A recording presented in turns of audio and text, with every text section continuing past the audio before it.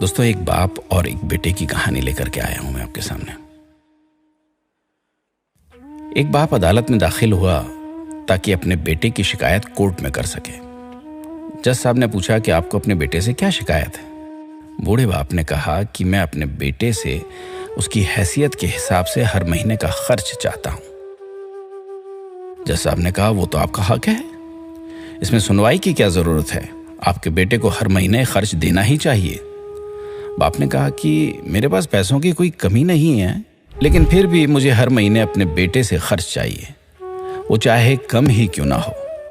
जज साहब ने आश्चर्यचकित होकर बाप से कहा, आप इतने मालदार हैं तो आपको अपने बेटे से पैसे की क्या आवश्यकता है।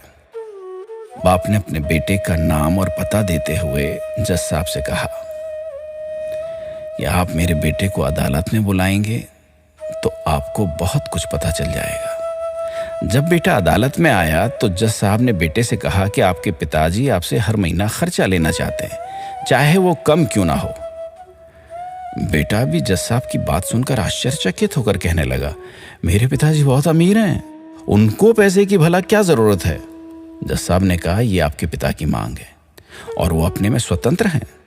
पिता ने जज साहब से कहा कि आप मेरे बेटे से कहिए कि वो मुझे हर महीने 100 रुपए देगा, और वो भी अपने हाथों से, उस पैसे में बिल्कुल भी देरी ना करेगा।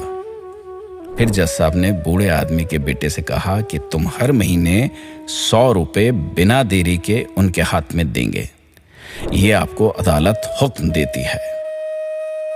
मुकदमा खत्म होने के बाद जज साहब बूढ़े आदमी को अपने पास बुलाते हैं और कहते हैं कि अगर आप बुरा ना माने तो मैं आपसे एक बात पूछना चाहता हूं, आपने बेटे के खिलाफ ये केस क्यों किया? आप तो बहुत अमीर आदमी हैं और इतनी छोटी सी कीमत। बूढ़े आदमी ने रोते हुए कहा, जज साहब, मैं अपने बेटे का चेहरा देखने के लिए तरस गया था।